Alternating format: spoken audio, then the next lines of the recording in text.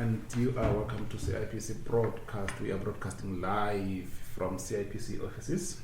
I am Rotani. I'm not alone. I am with my colleague by the name of, he will introduce himself. It's Tobani here. Good morning, and this is my first show where I am live. Most of the time I'm in the back, making sure that you can hear the sound nicely and everything to be as they're supposed to be. Welcome, Tobani, to your very first show. I know you've been behind the desk, making sure that everything goes well, making sure that we get connected, we don't have problems. But today, as always, we've got a very exciting show.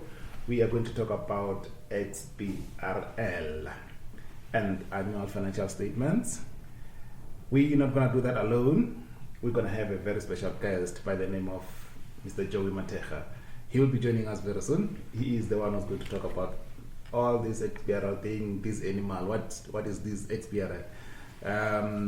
You're going to get all the answers today. You're going to be bombarded with information about XBRL, how it works, how it's going to benefit you, how it's going to benefit the country. And feel free to talk to us, feel free to engage us. You can always engage with us on Twitter and Facebook at the CIPC, that is our Twitter handle, and Facebook, that is the CIPC, or you can send emails through. We will try as much as possible to respond to that.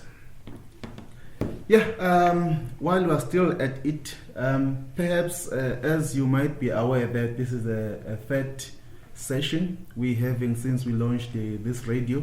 And the second session, we received some feedback with regard to the challenges that you listeners had regarding the sound, for which now we have resolved.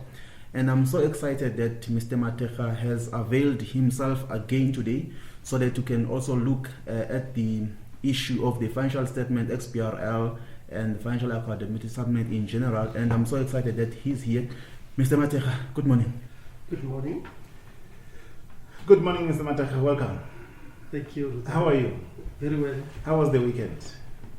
Excellent. Excellent. AFCON is here. AFCON is here. Cricket. Welcome. Cricket, yes. Ish, we're getting a hammering, but it will be fine. Yeah, that's bad. That's not today's topic. We're going to talk about XBRL and annual financial statement. Just a little bit of a background, Mr. Mathekga, XBRL, which is extensive business reporting language. Yeah, it's a language. That's how they call it.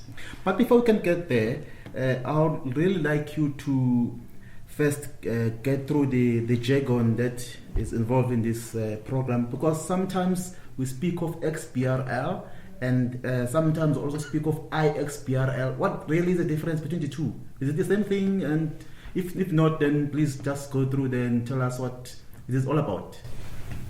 Thank you, Tawani. And thank you to the listeners. Yes, XBRL, when one hears about the acronym, it does actually make one to switch off. It's a very unique acronym. It stands for Extensible Business Reporting Language. That's the full word. Whilst iXBRL stands for Inline Extensible Business Reporting Language. The difference between the two is that with XBRL, it is regarded as a language which is only machine readable, whilst iXBRL is both machine and human readable, which means when one looks at a set of financial statements from an inline XBRL filing, they will look at it as if they are seeing a physical PDF filing. I see. All right. And still on that, Mr. Mathekga, there's AFS and FAS. They sound almost the same. Can you maybe try to unpack it for our listeners out there? Thank you, Rutani. Basically, AFS is an acronym that stands for Annual Financial Statements, which a company prepares at the end of a reporting period, whilst FAS is called a Financial Accountability Supplement, effectively a form that every entity needs to fill and report to a regulator like CIPC to advise us that as a company they keep accounting records.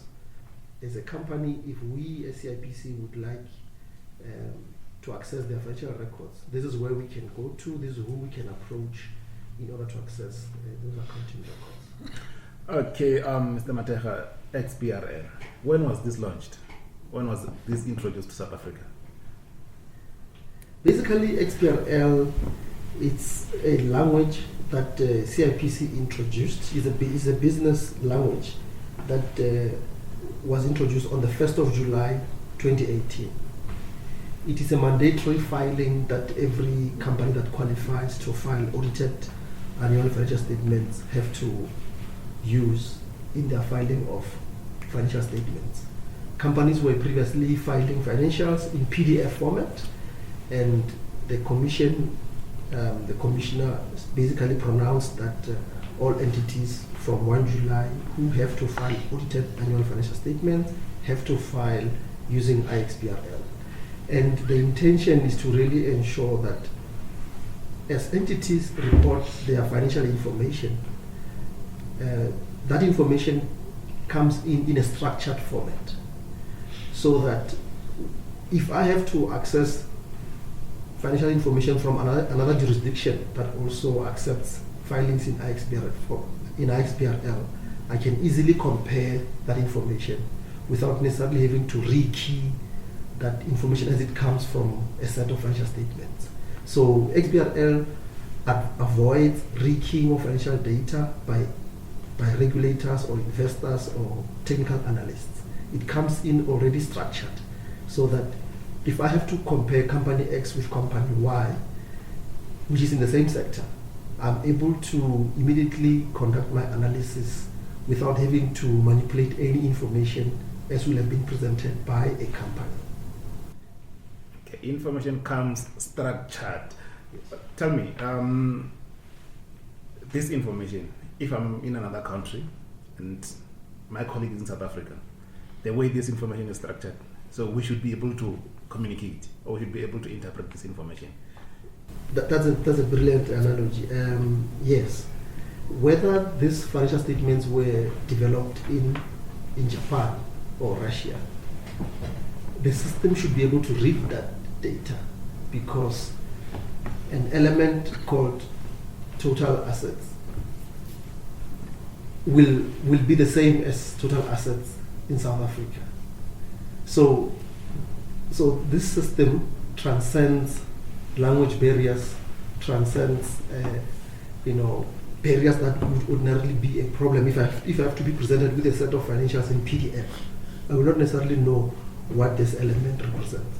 But because the machine can read that data, it will be able to read that data from across jurisdictions effortlessly. Interesting. Tawani? Very interesting. Perhaps if you can take us through, since the launch of XBRL, which I believe was mid-year last year, around July, what could be your takeaways from since the program was launched? What is working? What has not been working? What are the challenges, if they are? Just give us a brief on that one. Thank you.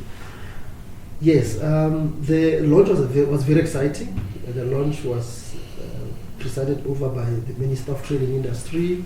We also had the acting commissioner of SARS also making a speech confirming his pledge, in support of iXBRL, which was really huge for us, because eventually as South Africa we want to see regulators receiving information from an entity once and sharing it amongst themselves. With XBRL, we're trying to come up with a capability that will ensure that as government we don't overburden entities with a reporting responsibility. So that's the ultimate objective. So having seen the political principles presiding over the launch of this project, that gave comfort to us as a commission that we do have political will to ensure that we comply with best practices internationally. In terms of entities using the functionality, we have seen a progressive take-up over time, every month, there's been a progressive increase of filings from entities in the market. But what is key for us is the fact that this system is possible because we're working in partnership with software service providers who are really doing a lot of hand-holding with companies, because this is a value chain. CIPC provides the portal, software service providers provide the software, and entities provide financial statements, which becomes converted to be filed using our portal. So the relationship has been a progressive one in that we set up a panel that ensures that all developments, all feedback that comes from the market, as observed by software service providers and the financial directors and other relevant people in this value chain, is easy to process by CIPC. Because if filers says to us, we are not able to file because you expect us to give you total liabilities, yet our company does not have liabilities, for example. So we use that to also adjust our capability to ensure that no one gets frustrated as they try and file. So challenges that we came across included situations where entities did not know whether they should be the ones filing or not, because the Companies Act prescribes thresholds in terms of who can file, who does not have to file. So many entities who were used to filing in PDF found themselves not being sure whether to file in iXBRL or not. So what I would encourage filers to do is to go onto the CIPC website and look at our frequently asked questions, which will detail out exactly who has to file, when to file, but also we published technical guidelines, business guidelines to assist prospective filers. So it is a progressive phase that we are in as a country, and I might also add that in Africa we are proud to be representing in terms of this capability. There is Mauritius, who has introduced it a few years ago, but within the mother continent, were like the first jurisdiction that has mandated filing of iXBRL. That's very interesting indeed, and I can only see already there's one benefit to this project, and I'm sure as we move along, you can also give us other benefits for which this program is all about, the XBRL. But one thing I can note is that the XBRL is gonna relieve some filers out there, because they don't have to share they don't have to duplicate information to different regulating bodies in South Africa, because for sure the information that they send to us, other bodies, they will need it, like SARS, like SARD, you mentioned them. And more especially with the introduction of the Twin Peaks model, for which now I believe we have the two authorities now, the Financial Conduct Set Authority and the Prudential's Authority, for which they look at different financial components. And basically, with the information that they will need, they can simply get it from us in the most readable format. But before we go to the break, I would like to find out from you as to, is there some kind of engagement with various authorities for which they need this information?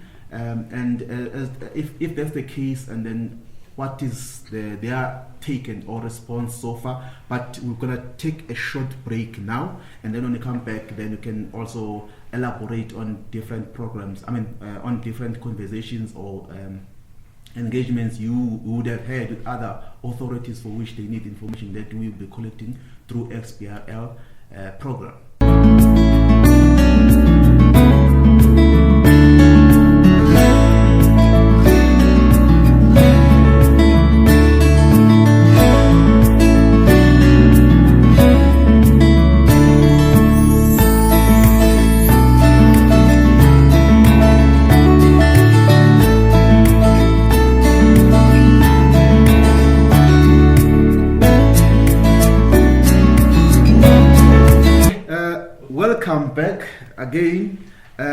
Mr. Mathekga, before the break, I wanted to find out some engagements that you had with different stakeholders in government in the regulating sphere to find out as to what is their take on this program. Thank you. CIPC is proud to share with you that we have been in talks with a number of regulators, and deliberately so, because in terms of what XBRL South Africa advocates for, under which we also subscribe, is to achieve what we call standard business reporting.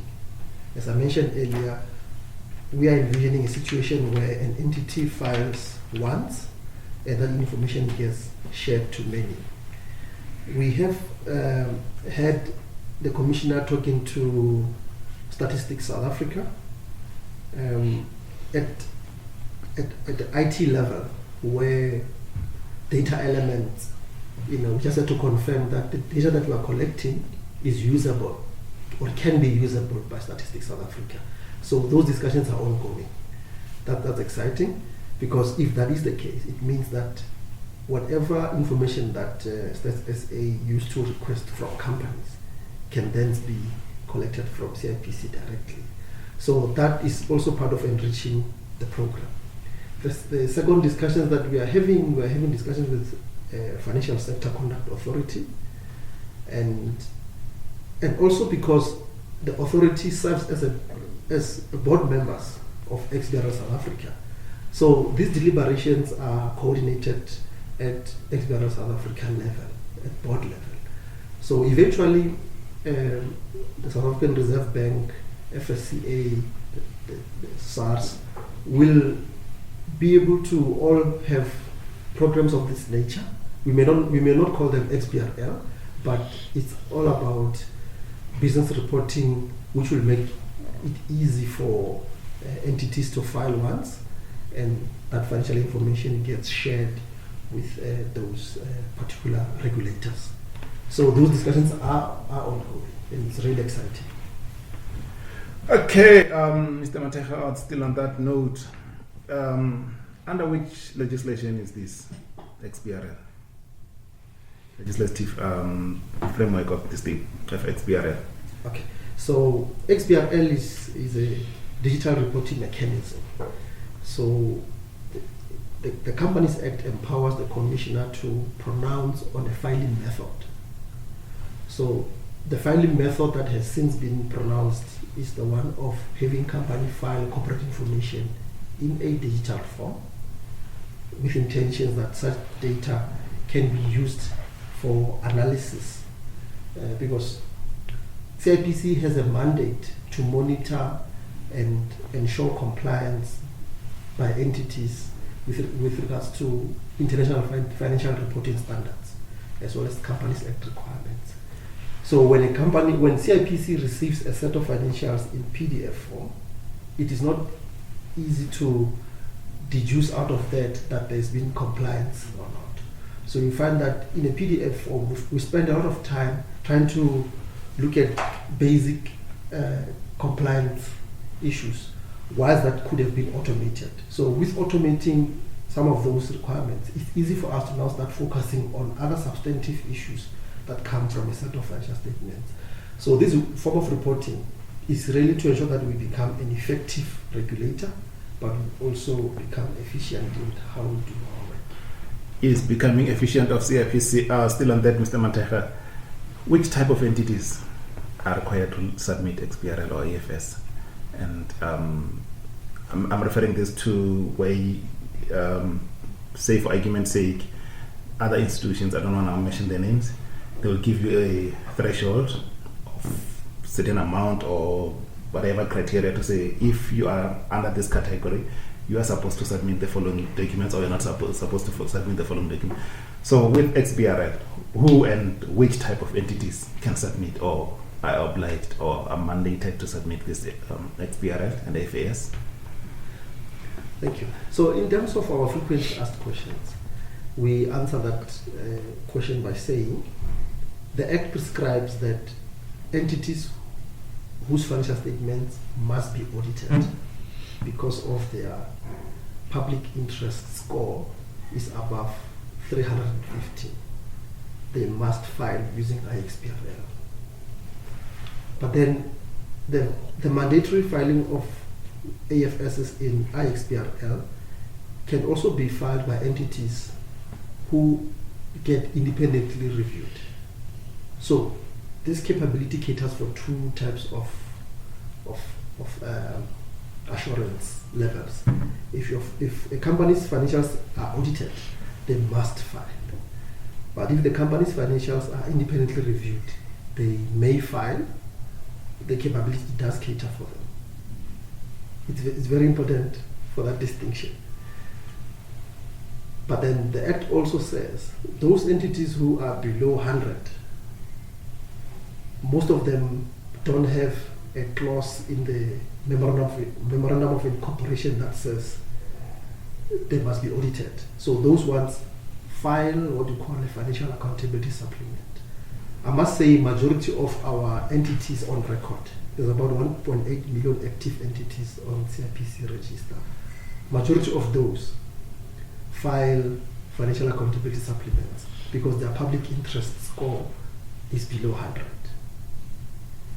So which means entities that would have ordinarily seen iXBRL as a hindrance, I think they must go and check what is their public interest score. If it is below 100, they can rest assured that they can only be allowed to file just a supplement. It's a one-pager, it's a web form, it's online. Then CIPC will accept their annual return filing. But if an entity has got in its constitution or what we call memorandum of incorporation that they must be audited, such an entity will have to file in iXBRL even if it's below 100. So across all thresholds, entities can file in XBRL except that it is compulsory for those that are above 350. Those ones don't have a choice because in terms of the Act, they are audited. In terms of the Act. Yeah, very interesting indeed. Perhaps my follow-up question would be, how would I know as an entity as to how can I calculate my PIS score? Because that's where might be the problem. Because most queries that we get, you might find that the companies for which they complained about are not even required to file at most. But the challenge is, how do I know what is my PI score? And still on that, here we're talking about PI score, which is public interest. Maybe if we can unpack what is this animal called PI score? How do I know, or how do I get it? Where do I get it? Where do I buy it? Okay, so in the regulations, it is prescribed as to what a public interest score entails. So at high level, a public interest score looks at number of employees, looks at your total third-party liabilities. It looks at your shareholding. It also looks at your profit levels. So what happens is, for every employee, there will be a score for that. So as you add up, if it's 1,000 employees, it will add up to 1,000 points. Depending on your total third-party liabilities, it will add up to a point. So eventually, that formula will allow you to determine, when you do an average as to what is your public interest score. So if people want to know exactly how this is calculated, I've done a quick Google search. It is available. There's a calculator online. Even on the CIPC website, there's also a calculator on how to calculate public interest score. But it's as easy as that. Just start with the number of employees that you have. It will give you a point for every employee that you have. Same goes for number of shareholders, profit. Okay, no, that answered my question. I wanted to ask about the calculation of it.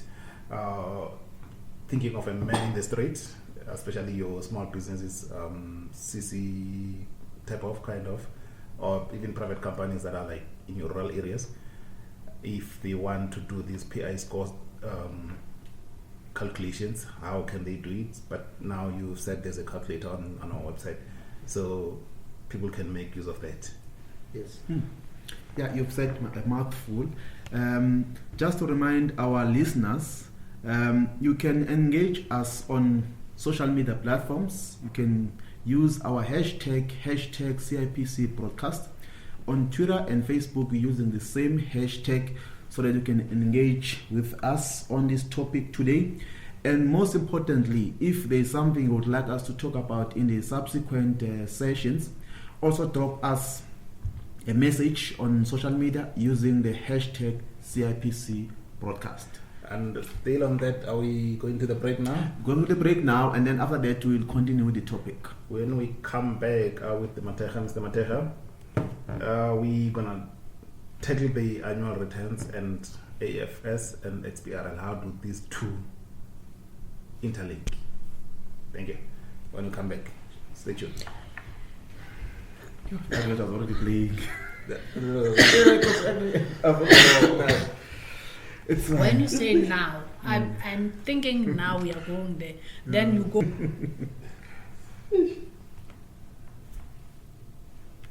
All right. So outside, is it okay? Did someone give feedback?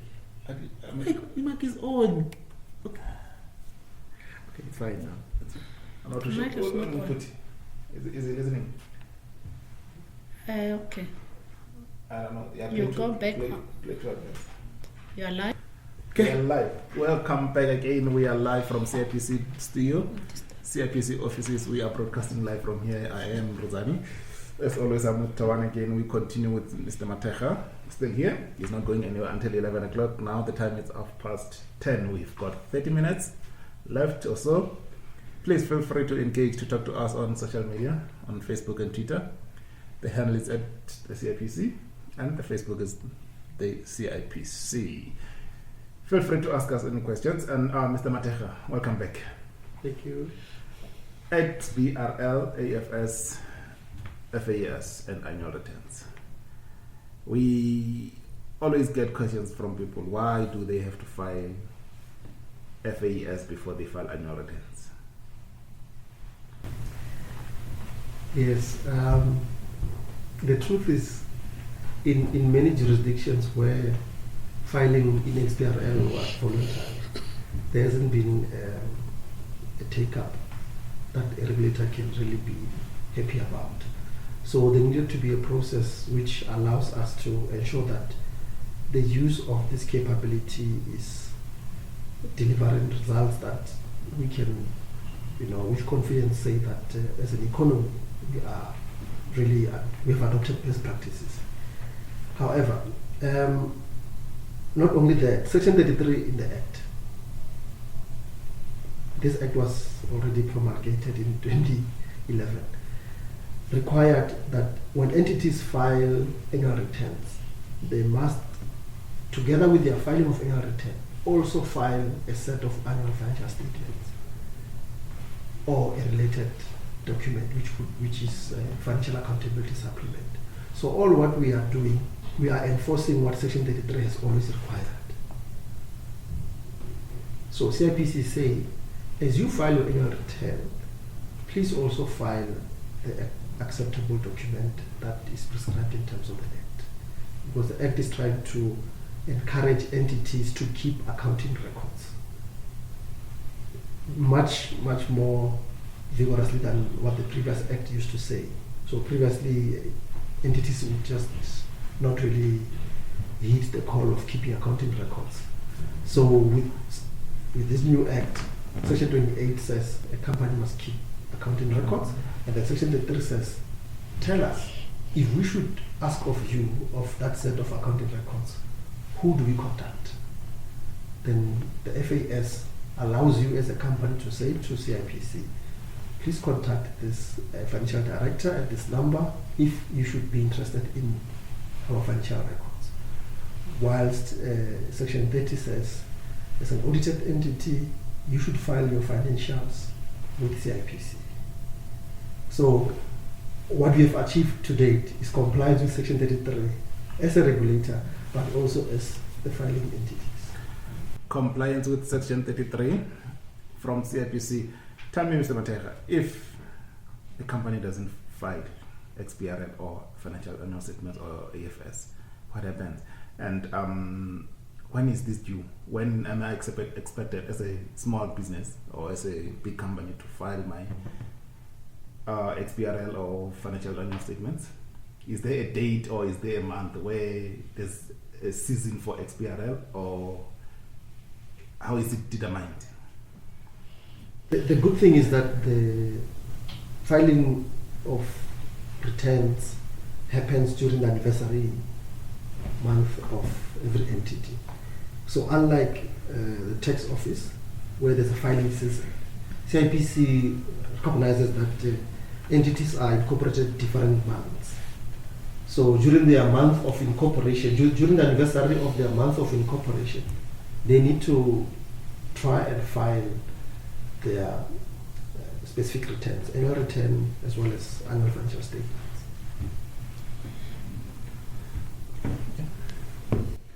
Okay, still on that, Mr. Mathekga, we're gonna take a short break, and when we come back, we're gonna continue with our topic. We're gonna check our social media, what's happening on social media, if we've got some questions, but if we don't have, then we'll continue with our normal discussion.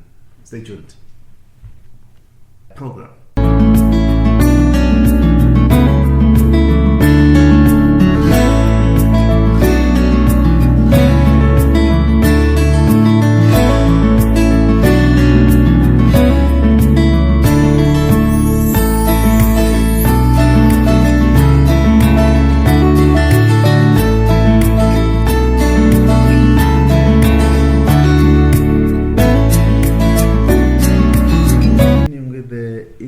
Conversation.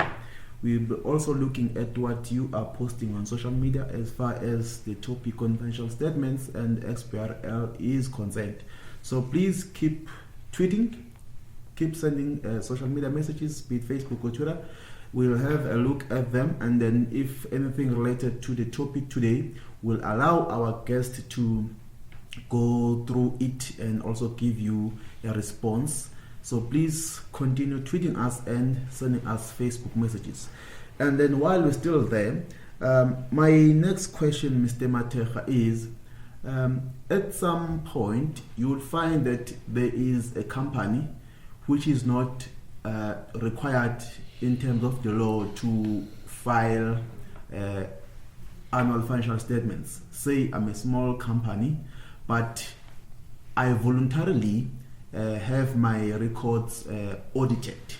And now my question is, will I be allowed to file using XBRL? Since in terms of the law, I'm not required to have my records audited in the first place. So how do I handle a situation like that? Can I still continue submitting the PDF documents that I'm used to, even though there's XBRL? Because as far as I know, I'm not required by law to have my my financial information audited. Right, no, thanks for that question. The truth is, the Commission has pronounced on the types of filing which will be deemed acceptable. So if any person still believes that they can file their financial information in PDF, I don't know why they would do that, because there's no capability to do that, because those financials must go to a particular repository. So if a person wants to file their PDF, AFS, it will not have a destination because there won't be anyone to look at it. Instead, I would have been happy to hear that a person whose financials are audited would still want to file their financials to CIPC, but in XBRL. So all entities are allowed to file, whether they qualify or not. The difference is that we will not accept filings that involves compilation or accounting officer statements. like in a set of financials, there's an auditor's report. So the ones where it's an accounting officer's report, the system will not be able to accept that. If it's a compilation engagement, the system won't accept it. So it's either it's audited or it's independently reviewed. Those will be acceptable. Okay, Mr. Mathekga, just to take you a little bit backwards, when we started to talk about XBRL software service providers. Service providers, yes? My question is is CIPC going to directly certify these softwares compliant with XBRL, or is CIPC going to provide these softwares to the clients out there, or is there anywhere where they can download, or they must go somewhere to buy the software, or is something that I can buy over the counter, the shelf counter, or how do I get the software, or do I have to still go to service providers to assist me with this filing of XBRL? Thank you, Rotary. Software service providers are key to this project, and this is not an exclusive group of persons. So perhaps the first call can be for all software service provider companies out there who believe that their software has a capability to assist people with XBRL filings to come forward, make known their software to CIPC for review and placement on a list of recommended software service providers. Currently, we have 21 software service providers on our list. Nationally? Nationally, yes. We've published that on our website. Okay. So we're calling on all entities who believe that they have a capability to provide software that can assist with XBRL filings. What are the criteria? Now, that we've also published as well on the website to say if you believe your software has got the capability, present it to CIPC project office. CIPC will say to you that you are using the right standard, your software is able to indeed convert filings into XBRL. Then we'll add you to the list of recommended software service providers. So any person is allowed to make their software available for use by entities. So one is tempted to conclude that there is about 21 softwares that were using different softwares, or is it the same software? No, it's different software. There's 21 service providers that can be using different softwares, or they can be using the same softwares. Others, not all of them. Yeah, mostly it's different software. Okay. So this list of recommended software service providers is available to the market for the market to approach each one of them and ask for a quotation on how much will it cost for you to assist me to convert my financials into XBRL. Based on that set of quotations, a company can decide who to use this year, or next year they can use another one. I'm just worried as a company, looking at the number of software service providers we have nationally, which is 21, and we do have a lot of companies in the country that might be interested in filing this XBRL. What are we doing as an office to increase the uptake of these service providers? Okay, one, we did not close the door on any software service providers to make available their software for recommendation. But two, when we say a software service provider, we're not talking about one person. It's software, and that company could be having an office in Cape Town, Durban, Polokwane, Pretoria, with field specialists who could be going to different entities to assist in assisting companies with filing processes. So, and those are good brands that we have on that list. Okay. So it's all about, we are putting our neck on the block that this set of recommended software service providers will ensure that your financials are converted into a format that is acceptable to CIPC. Okay. So I know that one or two people who've recently been added also expressed that they thought that the list was for exclusive boys. Okay. And we said no. this list has been intentionally made so that people can know that this is an open and transparent process. We don't want companies approaching companies in the background without our knowledge and claiming to be assisting them with regards to filings at CIPC. So all companies whose names are on that list have been vetted by CIPC and are expected to provide a service. Should it be found that an entity is not complying with the minimum requirements, CIPC reserves the right to remove that entity from a list of recommended software service providers.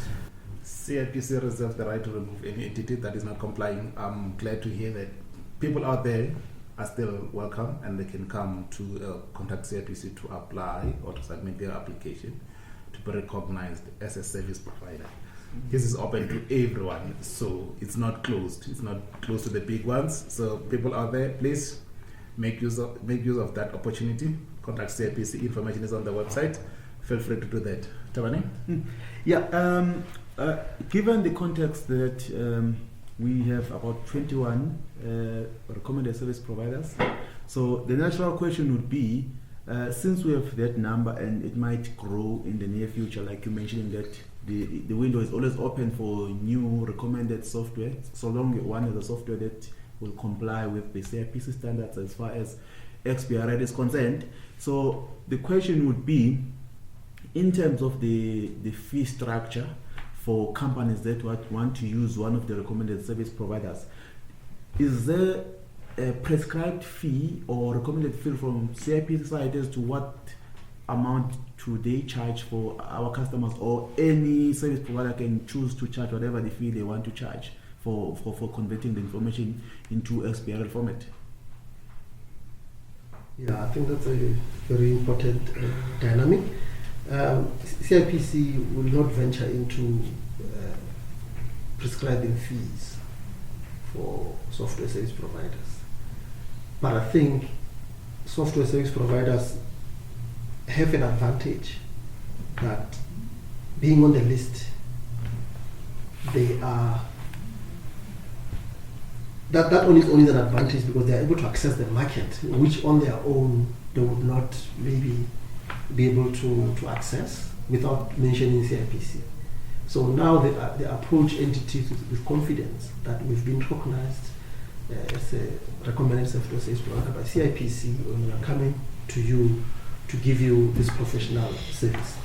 But then during our exhibition at CFO Indaba last year, we had a banner behind us that says a fee to access XBRL conversion services starts at 1,000 rands. We did that deliberately because we did have engagement with a software service provider who was able to disclose to us that the minimum fee that they are able to charge an entity for conversion is 1,000 rand. So it varies from there depending on the size of the entity and the complexity of the entity, because sometimes entities are groups, some depends on the business structure. So if it's a straightforward entity, it's possible that the fee could range from 1,000 at a minimum going up. But CIPC will not prescribe, because they are a business after all. They've invested in the intellectual property of developing that software. All what we did, we just made available the rules on what their software should at the minimum do. But the IP rests with the individual software service providers. So, but I think the fee that I've just mentioned says that it starts from there. So any negotiation will involve that knowledge to say, look, I'm aware CIPC said that the minimum is 1,000 rands. All right. So basically, the fee is determined by the market, and for sure, as they are commercial enterprises, they will determine the fees based on the market and also the competition amongst themselves.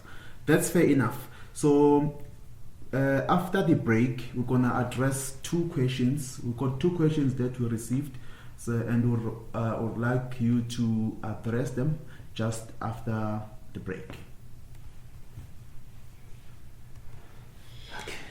program.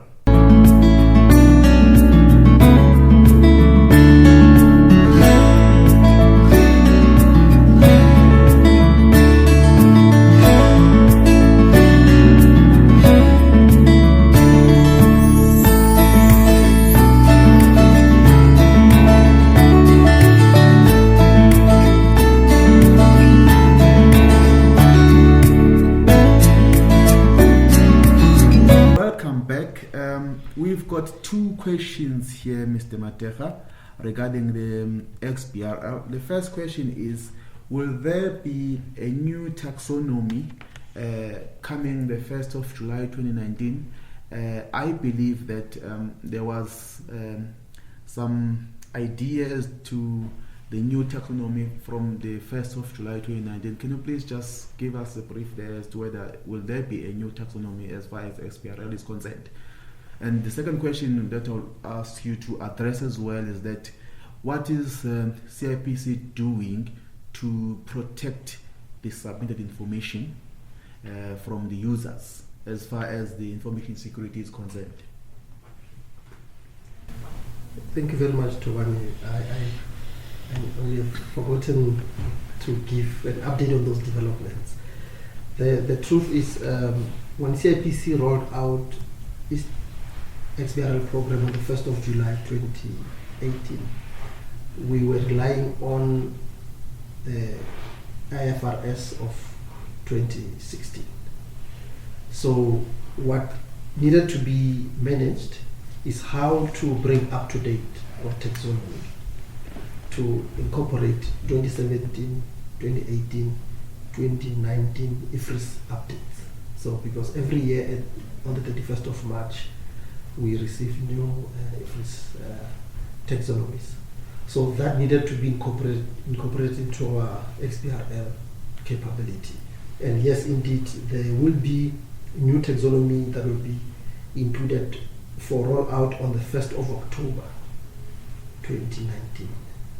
So it won't be 1st of July, it will be 1st of October 2019.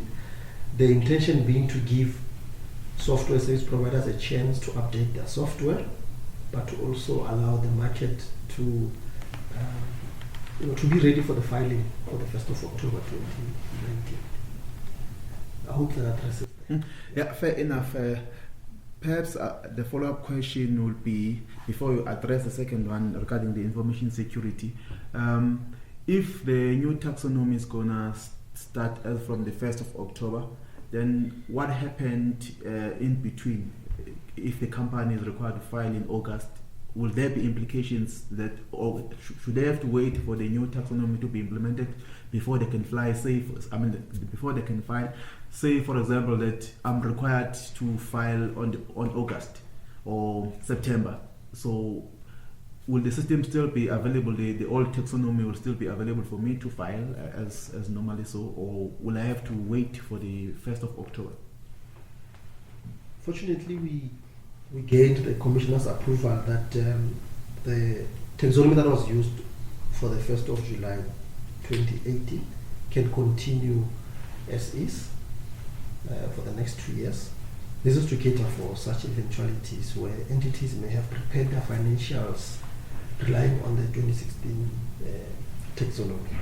So there will be a parallel introduction of taxonomies so that those whose filings are relying on the updated taxonomy can be able to file, and those who are still using the old taxonomy can also be able to file. So no one's filing will be rejected on the grounds that we've introduced an updated taxonomy. Fair enough. So which means the new taxonomy will be implemented in the form of the so-called phased-in approach, right? So meaning that the old taxonomy will continue and then the other one will come in, but they're not stopping the companies to continue using the old taxonomy while they're adjusting their systems and their programs into the new taxonomy. Yes, so there'll be a 2-year period after 1 October when we should allow for entities to gently come into the new phase. Fair enough. And the issue of information security after filing? CIPC subscribes to information security principles, and the filing of AFSs in iXBRL does not deviate from that. The same information security principles that are applicable currently to the registered companies' data will continue to be applied. So entities can rest assured that the information will be secure and safe in our systems. We are 5 minutes to 11, which is bringing us to almost the end of the show. I think my last question would be, Mr. Mathekga, say I'm an intermediary and I've got clients, we've got entities that are required to submit AFS to the CIPC. Can I register as an intermediary and upload AFS on their behalf? Yes, any person who has a capability to assist entities in their filing experience, they are welcome. We are not changing the interaction experience that customers are used to with CIPC. Some entities would always say, go to my accountant. So that will continue. If that accountant is capable of assisting the entity with the filing, that's acceptable. Okay, in 2 minutes, Mr. Mathekga, we are almost out of time.